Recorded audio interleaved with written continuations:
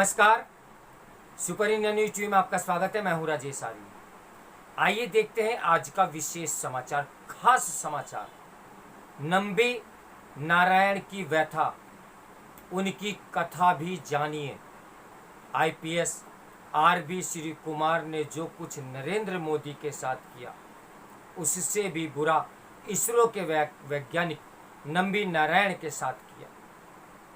गुजरात दंगों के मामले में विशेष जांच दल की रिपोर्ट को चुनौती देने वाली याचिका पर सुनवाई करते हुए सुप्रीम कोर्ट की ओर से की गई इस टिप्पणी के बाद तीस्ता सीतलवाड़ और आरबी श्री कुमार को गिरफ्तार कर लिया गया कि उन्होंने इन दंगों को तत्कालीन मुख्यमंत्री नरेंद्र मोदी की सुनियोजित साजिश सिद्ध करने के लिए फर्जी दस्तावेज गढ़ने के साथ झूठे गवाह भी तैयार किए।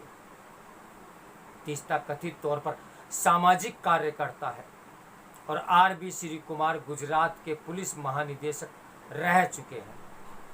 अहमदाबाद में उनकी गिरफ्तारी पर सुदूर केरल के 79 वर्ष के नंबी नारायण ने प्रसन्नता प्रकट करते हुए कहा कि यह आदमी फर्जी कहानी गढ़ने, किसी मामले को सनसनीखेज बनाने और निर्दोष को दोषी बताने में माहिर है।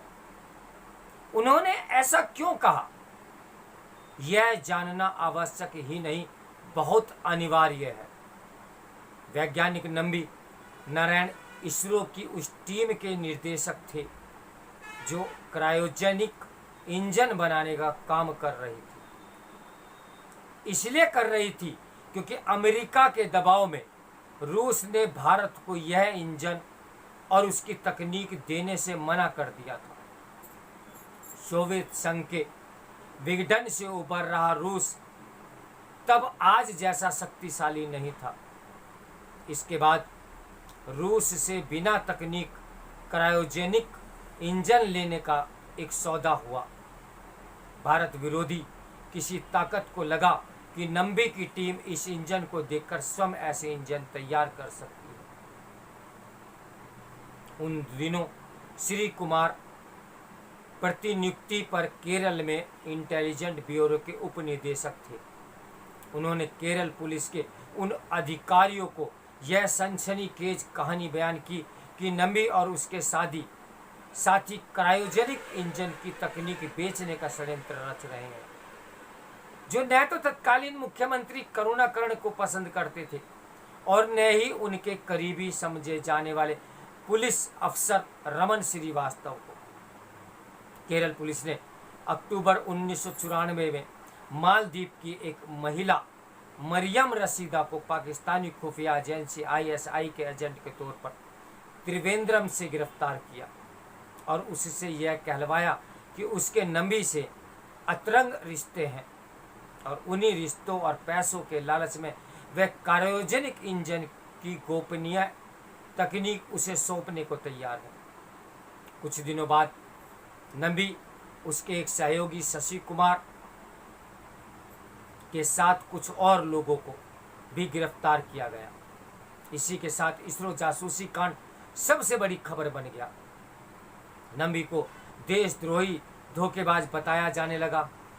उनका और उनके परिवार वालों का जीना दूभर हो गया। वे जहां भी जाते उन्हें लोगों के ताने सुनने पड़ते। केरल पुलिस ने नंबी से पूछताछ के दौरान उनकी कई बार पिटाई भी की। ऐसे वक्त खुद श्री कुमार भी उपस्थित रहते और नंबी को की दयनीय दशा देखकर प्रसन्न होते।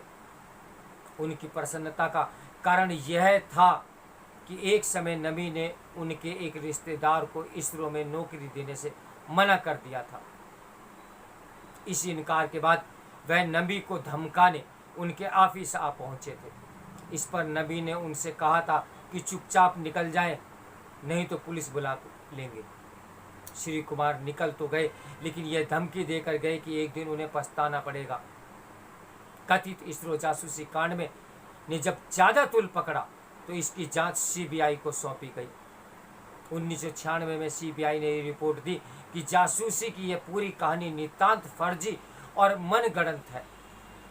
अदालत ने सीबीआई की रिपोर्ट को सही पाया और मामले को खारिज कर दिया।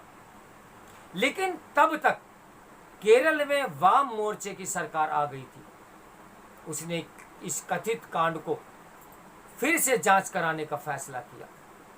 हाई कोर्ट ने इसकी अनुमति दे दी। इसके विरुद्ध सुप्रीम कोर्ट में अपील हुई तो उसने दोबारा जांच कराने की अनुमति नहीं दी। इसके बाद 1999 में नबी मानवाधिकार आयोग पहुंचे और अपनी प्रताड़ना के एवज में मुआवजे की मांग की। आयोग ने 2001 में उन्हें 10 लाख का मुआवजा देने को कहा। केरल सरकार टालमटोल करती रही। आखिरकार 2012 में केरल हाई कोर्ट ने नबी को 10 लाख रुपए का मुआवजा देने का आदेश जारी करते हुए यह भी कहा कि राज्य सरकार चाहे तो उन पुलिस अफसरों के खिलाफ कार्रवाई कर सकती है जिन्होंने नबी को झूठे मामले में फंसाया। केरल सरकार उन अफसरों को बचाने में ही जुटी।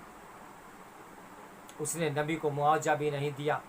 अपने जीवन का कीमती समय और मान सम्मान गंवाने वाली नबी 2017 में सुप्रीम कोर्ट पहुंचे।